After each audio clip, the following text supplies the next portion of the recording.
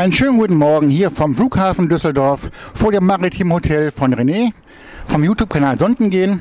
Schön, dass ihr dabei seid. Wir besuchen heute die FedCon, die größte Star Trek Convention von Europa. Und wir möchten denen, die jetzt nicht Möglichkeit haben, hierher zu kommen oder das nicht leisten können, leider, einen schönen Einblick gewähren. Viel Spaß!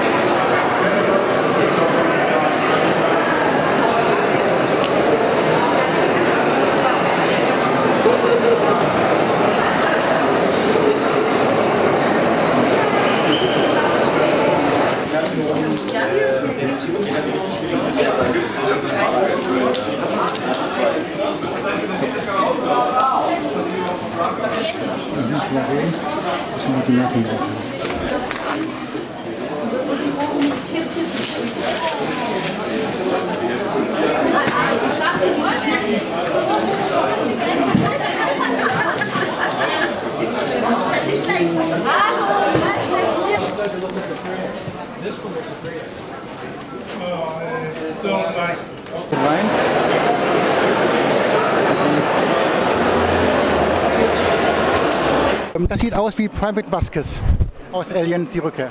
Ja, genau. Bisschen nachempfunden. Die Chest ist ein bisschen anders, weil wir es dann doch individuell wollten, aber ja. Wie lange habt ihr an den Kostümen gebaut? Lange. Das zieht sich so ein bisschen über Jahre eigentlich schon. Man hat hier mal ein bisschen was, da ein bisschen was und man verändert was. Auch die Waffe, da wird immer noch mehr dazukommen, immer mehr verändert. Genau. Es gibt ja so manche Kostümclubs, die sind, da muss alles ganz genau sein und sowas. Ne? Wie sieht das denn bei euch aus? Eigentlich ist es bei uns überhaupt nicht das Wichtigste. Also für uns zählt, dass das Menschliche passt. Also wir wollen zusammen Spaß haben, das ist uns viel wichtiger. Selbst wenn einer kein Kostüm hat, dann sagen wir, okay, du hast Interesse an uns, komm einfach mit, wir leihen dir auch was, gar kein Problem. Und wenn alle passt, wenn es für jeden passt und jeder sagt, hey, war ein cooler Tag, hey, und dann helfen wir dem auch ein Kostüm zu machen oder ihr, kein Problem. Also das ist viel wichtiger als das Akkuratsein. Eigentlich ist es unterschiedlich. Also jetzt zum Beispiel hier als Marines wollten wir eigentlich schon zwar nachempfinden nach den Filmen, aber eher eigene Charaktere eben machen. Zum heiß eigentlich, heiß. Ja, wir schauen schon viel, vor allen Dingen gerade bei den Militär, da sind ja hier auch an seiner Jacke überall Patches, da fragt man sich schon, welcher Patch kommt wohin, weil das ist halt beim Militär einheitlich einigermaßen, man schaut ungefähr, wie hat das welcher Charakter, wo ist ein Name, wo ist kein Name, aber die waren ja auch bewusst im Film so ein bisschen freier angelegt. Jeder damals durfte seine Platten selber bemalen und das machen, deswegen haben wir es auch individuell, weil das gehört auch dazu, zu den Marines, dass sie halt total individuell sind und das wollten wir halt auch so ein bisschen, aber man schaut schon eben zum Beispiel, dass ich ein rotes Bandana nehme und kein anderes, dass es so ein bisschen schon den Look hat, da schaut man schon so ein bisschen nach. Ich schaue auch ab und zu, also wenn ich einen speziellen Charakter darstelle, da gucke ich schon ein bisschen so die Posen für Fotos, dass ich das ein bisschen nachmache irgendwie oder damit man halt dann das auch gut erkennen kann, nicht nur am Kostüm, sondern auch an der Pose, wer das dann sein soll. Bei Marines ist halt ganz wichtig das Marines-Verhalten. Wenn wir Colonial Marines sind, dann verhalten wir uns auch entsprechend wie die im Film. Wir haben dann Scherze drauf, wir gehen ein bisschen rauer miteinander um. Wieder nur eine Wanzenjagd, ne? Genau, Rock'n'Roll. Genau.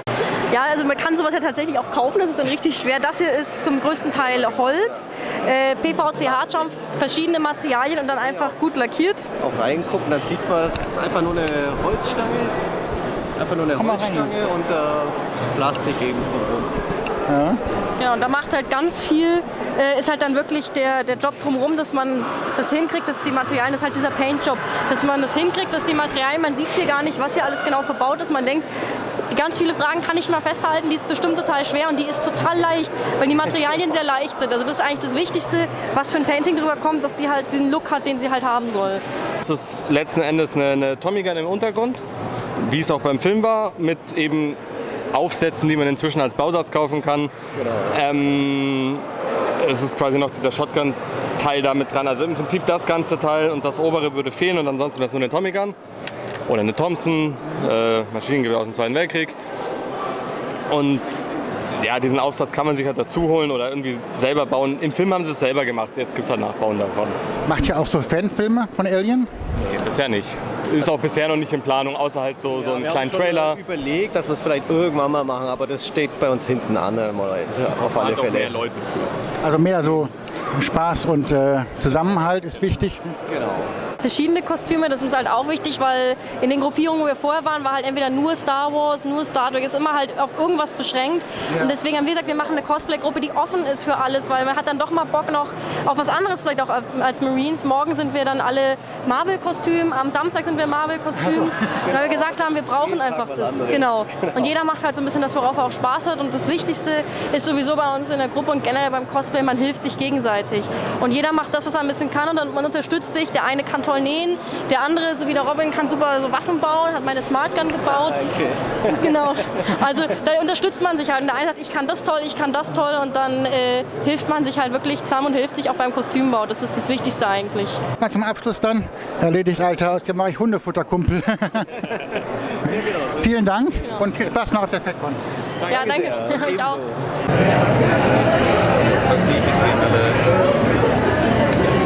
That actually fits nicely. Thank you guys. Okay, so all together that were 12. There's only 4 charms.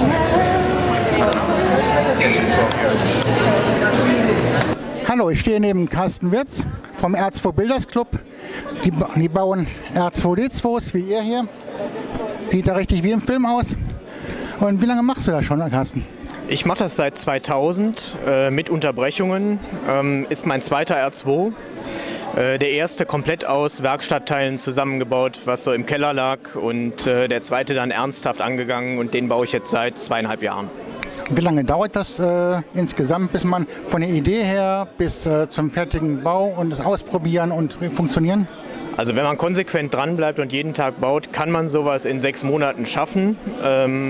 Ich habe jetzt 2 Jahre gebraucht dafür, weil ich nebenbei auch noch ein bisschen was anderes zu tun hatte. Ja, wahrscheinlich auch arbeiten muss man ja auch noch und muss man irgendwie auch Zeit fürs Hobby aufwenden können. So ist das, ja. Und ohne Arbeit kein R2, ne? Genau. Was kann da jetzt alles so? Also der kann im Grunde das, was er in den Filmen auch kann, also fahren, den Kopf bewegen. Der kann jede Menge Klappen aufmachen und kann normalerweise auch Geräusche machen, allerdings das heute nicht, weil der Lautsprecher heute nicht eingebaut ist.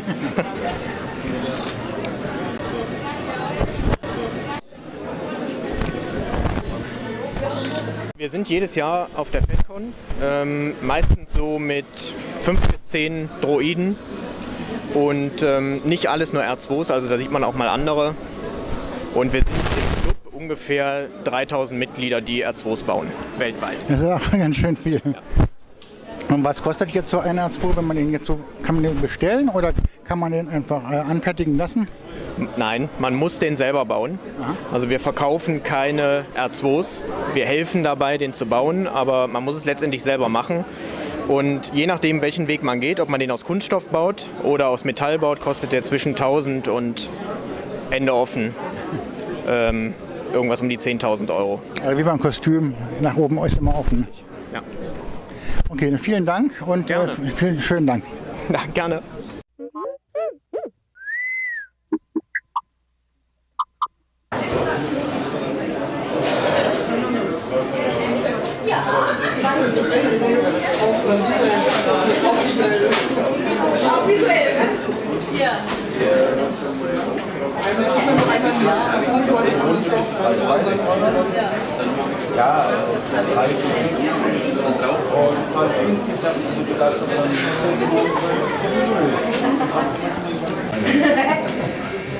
Was ohne Witz, ne?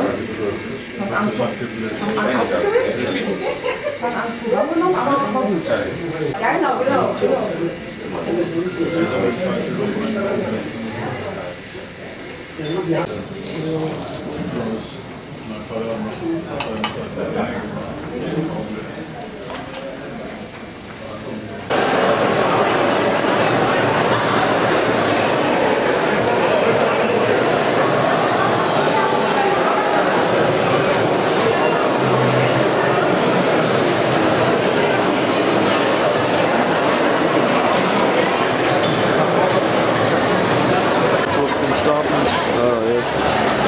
Hallo.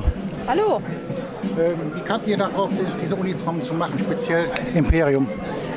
Naja, eigentlich ist das Imperium ja die ist eine gute Seite. Ne? Wir sorgen für Ordnung im Imperium. Chef hat alles im Griff. Also deshalb, und schwarz steht einem auch eigentlich viel besser. Schwarz ist gut, das stimmt. Wie lange macht ihr das schon? Ich jetzt seit 2012 und ja, seitdem jährlich hier auf der FedCon, ja, und auf mehreren anderen Events. Gehört hier, Jim Garrison macht auch viel für kranke Kinder und sowas? Ja, für karitative Zwecke im Allgemeinen eigentlich an erster Stelle, gerade für kranke Kinder. In Deutschland läuft es jetzt gerade, ich komme aus dem Ostenteil, da kommt es eher schleppend in Gang. Hier im Westen ist es schon eher etablierter. Aber ja, alles regeln, ne? Ja, genau. Ja, und man hat immer gesagt, Jim Garrison, oh, die sind so extrem und was das eine betrifft, das ist nicht, das muss so sein, das muss so sein. Wie seht ihr das denn? Ja, also wenn wir schon sagen wollen, dass wir Star Wars darstellen, dann sollte es auch recht akkurat sein. Also deshalb, das Problem ist halt, für die einen sind die Grenzen ein bisschen zu stark gesetzt, aber wenn man es wieder aufweicht, dann heißt es hinterher, boah, wie seht ihr denn aus? Und gerade wenn man eben wie wir auch karitativ unterwegs ist und dann doch die Leute erwarten, auch wirklich Star Wars Aussehen zu haben, wenn sie uns sehen, dann ist das schon okay.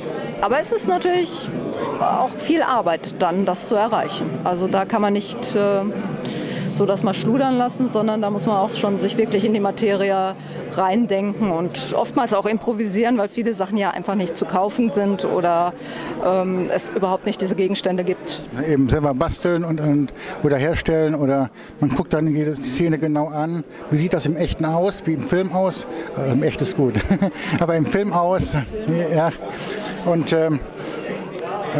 was ist bei euch dann das Bestschönere, die alten oder die neuen Filme? Ich meine, ist eigentlich keine Frage, ne? Aber das Gefühl Star Wars an sich ist es eigentlich. Also diejenigen, die den Jahrgang haben, dass sie selbst Star Wars miterlebt haben, also Krieg der Sterne ganz am Anfang, sagen immer, das ist die alte Trilogie. Diejenigen, die halt 2000 erst groß geworden sind, die sagen halt, das ist die neue Trilogie, auch wenn sie nicht ganz so den Charakter hat. Aber jetzt, glaube ich, bei Episode 7 haben alle beim Trailer wieder gesagt, das ist Star Wars und darauf kommt es an. Viele haben ja Angst, J.J. Abrams macht da gute Filme, er macht aber auch Star Trek. Und Star Trek und Star Wars. Das ist eigentlich immer extrem, aber man weiß, er macht da gute Tricks, gute Effekte.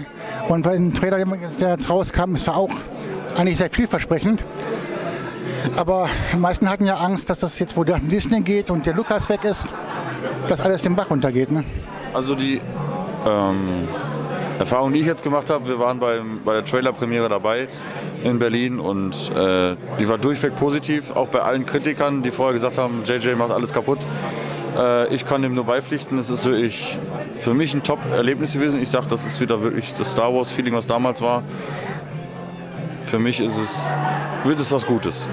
Ich bin da allen Kritiken zu trotz. Alles klar, dann vielen Dank und noch viel Spaß auf der FedCon. Danke. Ebenso. Ja auch. Tschüss.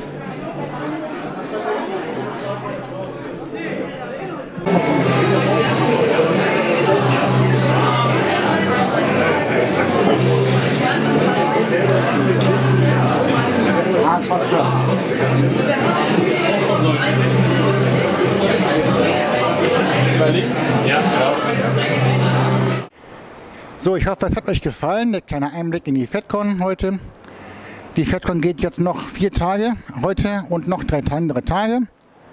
Bis Sonntag einschließlich. Vielleicht hat einer Lust von euch vorbeizukommen und sich das anzusehen. Ich würde mich freuen über ein Like und ein Abo von euch. Und würde euch begrüßen, wenn ihr das nächste Mal wieder dabei seid bei einer Doku bzw. bei einem Eventbericht. Tschüss!